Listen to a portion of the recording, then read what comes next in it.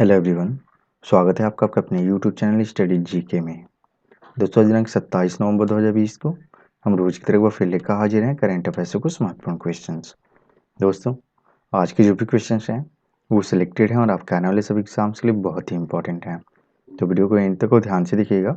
इसमें आपको क्वेश्चन के साथ साथ उससे रिलेटेड जितने भी इंपॉर्टेंट फैक्ट होंगे वो सब बताए जाएंगे।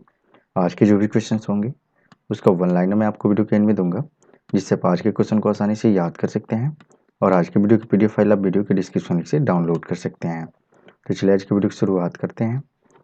पहला क्वेश्चन है, हाल ही में राष्ट्रीय फार्मेसी सप्ताह कब मनाया गया? तो दोस्तों आपको बता दें, राष्ट्रीय फार्मेसी सप्ताह का आयोजन प्रत्येक वर्ष नवंबर माह के तीसरे सप्ताह में किया जाता है।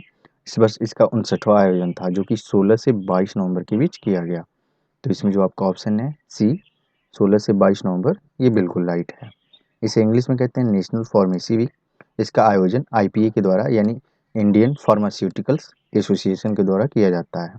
इसका जो थीम था इस वर्ष वो था फार्मासिस्ट फ्रंटलाइन हेल्थ प्रोफेशनल। तो नोट कर लीजिएगा। चलिए बढ़ते हैं अगले क्वेश्चन की तरफ। अगला क्वेश्चन है, हाल ही में सखी दृष्टिकोण पहल की शुरुआत किसके द्वारा की गई है? तो दोस्तों आपको बता दें, सखी दृष्टिकोण पहल की शुरुआत फ्रेंच आईटी कंपनी कैपजेमिनी के द्वारा की गई है। तो इसमें जो आपका ऑप्शन है ई, कैपजेमिनी, ये बिल्कुल राइट है।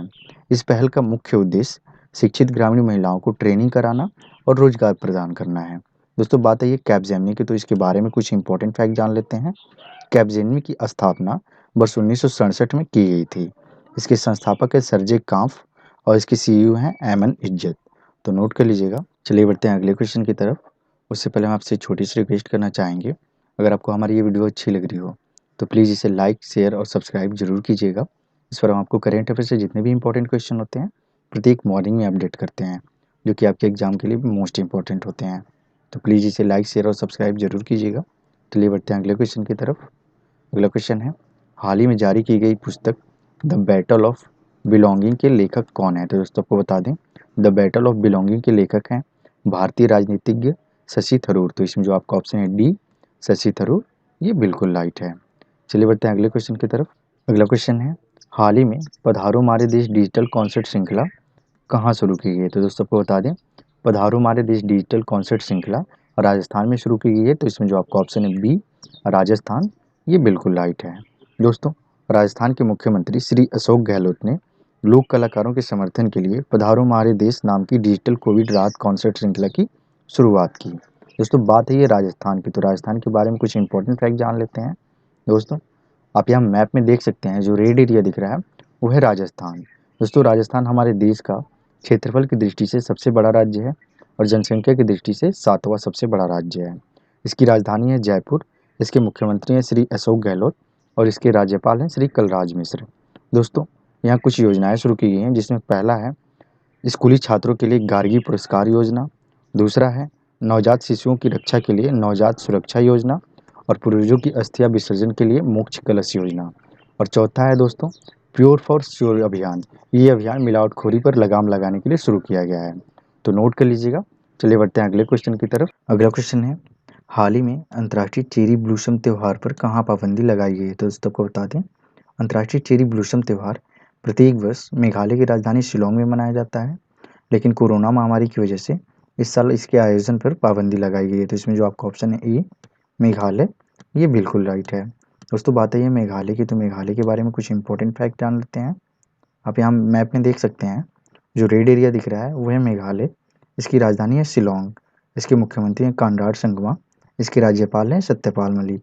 यहाँ कुछ और उत्सव मनाए जाते हैं जो कि आपके एग्जाम के लिए इंपॉर्टेंट है और पूछे भी जाते हैं। इसमें पहला है अहया उत्सव, दूसरा है वंगला उत्सव। दोस्तों यहाँ मुख्य रूप से गारो, खासो और जयंतिया जनजाति पाई जाती हैं। इसके अलावा माजुली द्वीप के बाद एशिया का दूसरा सबसे बड़ा नदी द्वीप नोंग खनम द्वीप मेघालय में स्थित है। तो नोट कर लीजिएगा। चलिए बढ़ते हैं अगले क्वेश्चन की तरफ। अगला क्वेश्चन है, हाल ही में ब्रह्मोस सुपरसोनिक क्रूज मिसाइल के लैंड अटैक वर्जन का परीक्षण कहाँ किया गया है? तो दोस्तों को बता दें, ब्रह्मोस सुपरसोनिक क्रूज मिसाइल के लैंड अटैक वर्जन का परीक्षण भारतीय सेना के द्वारा अंडमान निकोबार द्वीप समूह पर किया गया है। तो इसमें जो आपका ऑप्शन है डी, अंडमान निकोबार, ये बिल्कुल राइट है। दोस्तों ये जरूर याद रखिएगा, लैंड अटैक वर्जन है ये ब्रह्मोस सुपरसोनिक क्रूज मिसाइल का।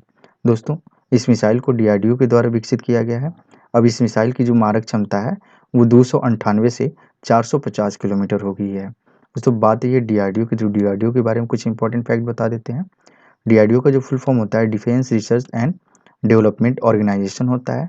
इसको हिंदी में कहते हैं रक्षा शोध एवं विकास संगठन। इसकी स्थापना वर्ष 1998 में की गई थी। इसका मुख्यालय नई दिल्ली में है। इसके अध्यक्ष हैं जी सतीश रेड्डी, तो नोट कर लीजिएगा। चलिए बढ़ते हैं अगले क्वेश्चन की तरफ। अगला क्वेश्चन है, हाल ही में किसने चांद A5 यान का परीक्षण किया है? तो दोस्तों आपको बता दें, चीन ने चांद से नमूने एकत्रित करने के लिए अपना पहला मानव रहित यान चांद A5 सफलतापूर्वक प्रक्षेपित किया है। तो इसमें जो आपका ऑप्शन है सी, चीन, ये बिल्कुल राइट है। चलिए बढ़ते हैं अगले क्वेश्चन की तरफ। अगला क्वेश्चन है, हाल ही में all India Muslim personal law board के उपाध्यक्ष का निधन हुआ है, उनका नाम क्या है? तो दोस्तों आपको बता दें, all India Muslim personal law board के उपाध्यक्ष और सिया धर्मगुरु मौलाना डॉक्टर कल्बे सादिक का हाल ही में निधन हो गया है। तो इसमें जो आपका ऑप्शन है सी, डॉक्टर कल्बे सादिक, ये बिल्कुल राइट है। दोस्तों ये हैं डॉक्टर कल्बे सादिक जिनका हाल ही में निधन हुआ है, तो नोट कर लीजिएगा। चलिए बढ़ते हैं अगले क्वेश्चन की तरफ। अगला क्वेश्चन है, हाल ही में किस राज्य के हवाई अड्डे का नाम भगवान श्री राम के नाम पर रखा गया है? तो दोस्तों आपको बता दें, उत्तर प्रदेश राज्य के अयोध्या स्थित निर्माणाधीन हवाई अड्डे का नाम भगवान श्री राम के नाम पर रखा गया है। तो इसमें जो आपका ऑप्शन है बी, उत्तर प्रदेश, ये बिल्कुल राइट है। दोस्तों इस हवाई अड्डे का नाम मर्यादा पुरुषोत्तम श्री राम हवाई अड्डा रखा गया है, तो नोट कर लीजिएगा। चलिए बढ़ते हैं अगले क्वेश्चन की तरफ। अगला क्वेश्चन है, हाल ही में 26/11 के मुंबई हमलों पर स्मारक कहाँ बनाने की घोषणा की गई है? तो दोस्तों आपको बता दें, 26/11 के मुंबई हमलों के पीड़ितों की याद में इजराइल के ऐलात शहर में स्मारक बनाया जाएगा। तो इसमें जो आपका ऑप्शन है डी, इजराइल, ये बिल्कुल राइट है। दोस्तों इसके अलावा वहाँ महात्मा गांधी स्क्वायर बनाने की भी बात चल रही है। बात है ये इजराइल की, तो इजराइल के बारे में कुछ इंपॉर्टेंट फैक्ट जान लेते हैं। इजराइल की राजधानी है यरूशलेम। इसके राष्ट्रपति हैं रूवेन रिवलिन और इसके प्रधानमंत्री हैं बेंजामिन नेतन्याहू। इसकी मुद्रा है शेकेल, तो नोट कर लीजिएगा। चलिए बढ़ते हैं अगले क्वेश्चन की तरफ। अगला क्वेश्चन है, हाल ही में अहमद पटेल का निधन हुआ है, वे किस क्षेत्र से संबंधित थे? तो दोस्तों आपको बता दें, अहमद पटेल राजनीति के क्षेत्र से संबंधित थे और ये कांग्रेस पार्टी के वरिष्ठ नेता थे। तो इसमें जो आपका ऑप्शन है ए, राजनीति, ये बिल्कुल राइट है, नोट कर लीजिएगा। चलिए बढ़ते हैं अगले क्वेश्चन की तरफ। अगला क्वेश्चन है, हाल ही में अमेरिका के विदेश मंत्री कौन नियुक्त हुए हैं? तो दोस्तों आपको बता दें, एंटनी ब्लिंकन को अमेरिका के नवनिर्वाचित राष्ट्रपति जो बाइडेन ने अपनी कैबिनेट में विदेश मंत्रालय का प्रभार सौंपा है। तो इसमें जो आपका ऑप्शन है डी, एंटनी ब्लिंकन, ये बिल्कुल राइट है। दोस्तों यह एंटनी ब्लिंकन, ये अमेरिका के पूर्व राष्ट्रपति बराक ओबामा के कार्यकाल में उप विदेश मंत्री रह चुके हैं। दोस्तों हाल ही में अमेरिका में राष्ट्रपति चुनाव हुआ है, जिसमें जो बाइडेन को अमेरिका का नया राष्ट्रपति चुना गया है। दोस्तों जो बाइडेन अमेरिका के सबसे उम्रदराज राष्ट्रपति हैं, इनकी उम्र है 77 वर्ष। दोस्तों इसके साथ ही इस चुनाव में अमेरिका की पहली महिला राष्ट्रपति के रूप में कमला हैरिस को चुना गया है। ये भारतीय मूल की हैं और दोस्तों ये पहली अश्वेत उपराष्ट्रपति हैं अमेरिका की, तो नोट कर लीजिएगा। चलिए बढ़ते हैं अगले क्वेश्चन की तरफ। अगला क्वेश्चन है, हाल ही में इंडियन बैंक एसोसिएशन का अध्यक्ष किसे नियुक्त किया गया है? तो दोस्तों आपको बता दें, राजकिरण राय को इंडियन बैंक एसोसिएशन का नया अध्यक्ष नियुक्त किया गया है। तो इसमें जो आपका ऑप्शन है ए, राजकिरण राय, ये बिल्कुल राइट है। दोस्तों बात है ये इंडियन बैंक एसोसिएशन की, तो इसके बारे में कुछ इंपॉर्टेंट फैक्ट जान लेते हैं। दोस्तों भारतीय बैंकिंग प्रणाली के प्रबंधन और निगरानी के लिए इंडियन बैंक एसोसिएशन की स्थापना 26 सितंबर 1946 को की गई थी। इसका हेडक्वार्टर मुंबई में है और इसके सीईओ हैं सुनील मेहता, तो नोट कर लीजिएगा। चलिए बढ़ते हैं कल के क्वेश्चन के आंसर की तरफ। दोस्तों कल मैंने आपसे पूछा था कि हाल ही में नई दिल्ली में आरटीपीसीआर लैब का उद्घाटन किसने किया है? तो दोस्तों आपको बता दें, गृह मंत्री श्री अमित शाह ने नई दिल्ली में मोबाइल आरटीपीसीआर लैब का उद्घाटन किया है। तो इसमें जो आपका ऑप्शन है बी, अमित शाह, ये बिल्कुल राइट है। ये क्वेश्चन भी आपके एग्जाम के लिए इम्पोर्टेंट है, नोट कर लीजिएगा। चलिए बढ़ते हैं आपके लिए आज के क्वेश्चन की तरफ।